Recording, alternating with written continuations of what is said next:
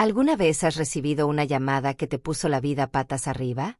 La mía llegó a la 1:25 de la tarde. Las persianas de mi apartamento estaban medio bajadas. La luz afuera era tenue, como si el mundo estuviera conteniendo la respiración. Había papeles esparcidos sobre mi escritorio. Los restos de otra larga noche y una cafetera sin tocar se habían amargado en el mostrador. Cuando vibró el teléfono, casi lo dejé sonar. El número no me sonaba. Pero algo, un viejo hilo invisible, me hizo contestar. Oficial Rance, Departamento de Policía de Billings. Encontramos a tu padre afuera de una gasolinera.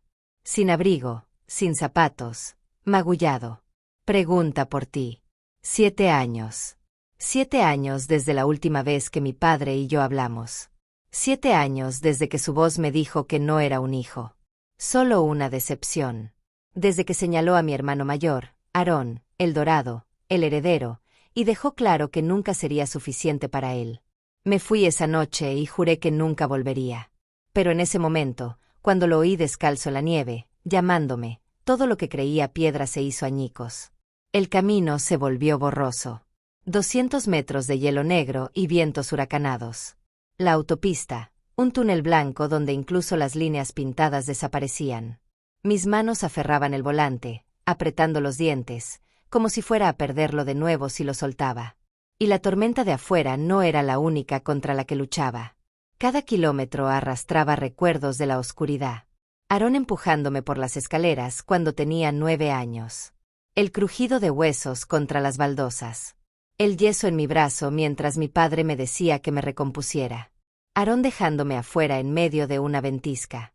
Mis dientes castañeteaban contra la puerta de cristal mientras papá estaba en la cocina negando con la cabeza, diciendo que yo era el problema.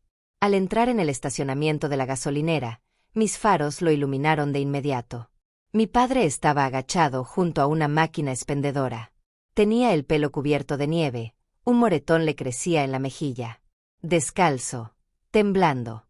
Papá, susurré. Se estremeció al oír la palabra yo mismo. Le dolió cuando lo envolví en la manta policial. Sentía la piel fina como el papel. Se le quebraron los labios al murmurar, solo resbalé, fui torpe. Pero sus ojos se movían rápidamente a su alrededor, temerosos de sombras que no existían.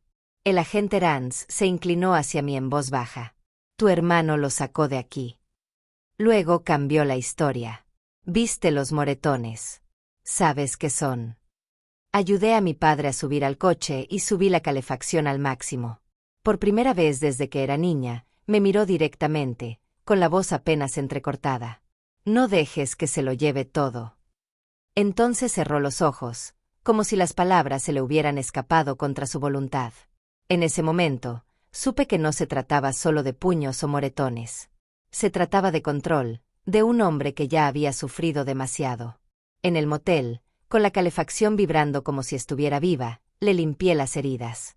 Me temblaban las manos al ahuecar su muñeca y secarle el moretón de la mandíbula. Mi instinto de abogado me decía catalogarlo todo, construir un caso. Pero no era un cliente. Era mi padre.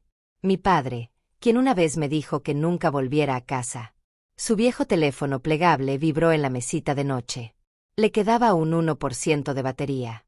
Lo enchufé. Revisé los mensajes de voz y entonces oí la voz de Aaron. Fría.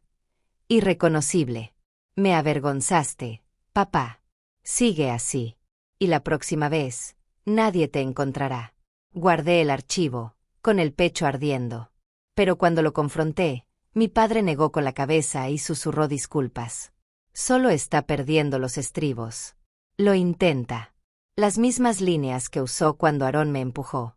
Cuando Aaron me rompió, cuando Aaron me dejó fuera. Y fue entonces cuando comprendí que no era solo miedo. Esto era una jaula. Pero las jaulas se pueden romper. En su billetera, escondida entre recibos. La encontré. Una nota doblada de un bufete de abogados. Un número de referencia vinculado a Montana Heritage LLC. Una transferencia de propiedad. Prueba de que la casa de mi padre, nuestro hogar familiar, se le escapaba bajo el nombre de Aaron. No solo lo había desgastado, lo había desvestido por completo. Regresé a esa casa, el mismo porche, la misma mecedora, pero dentro el aire apestaba a lejía y desinfectante, como alguien que se esforzaba demasiado por limpiar algo que no se podía limpiar.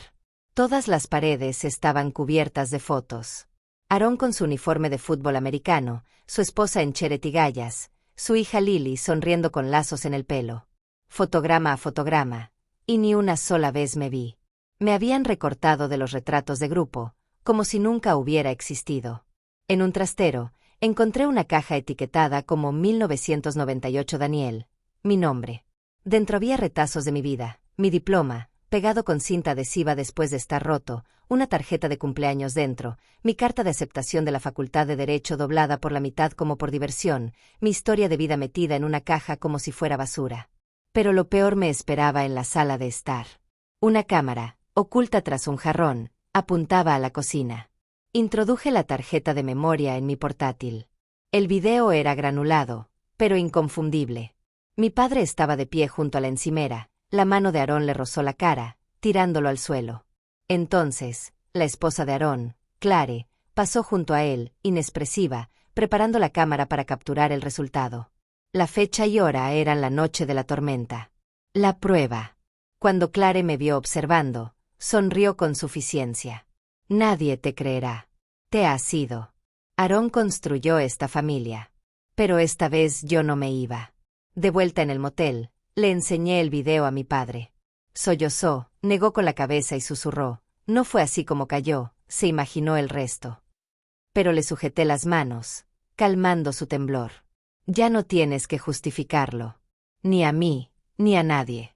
Estoy aquí y no me voy. Y entonces me contó la verdadera amenaza de Aarón. No solo él, sino también Lily, su propia hija. Si papá no firmaba los papeles, Aarón la llevaría a un lugar donde jamás la encontrarían. Sus palabras me impactaron. No se trataba solo de la seguridad de mi padre. Se trataba de una niña de 8 años, mi sobrina, atrapada en medio de su crueldad. Y en ese momento, juré, no como su hijo, ni como su abogado, sino como el niño que había sido borrado de cada fotografía. Destruiría cada mentira. Sacaría a la luz cada secreto. Creyeron que podrían excluirme. Creyeron que podrían enterrar a mi padre en silencio.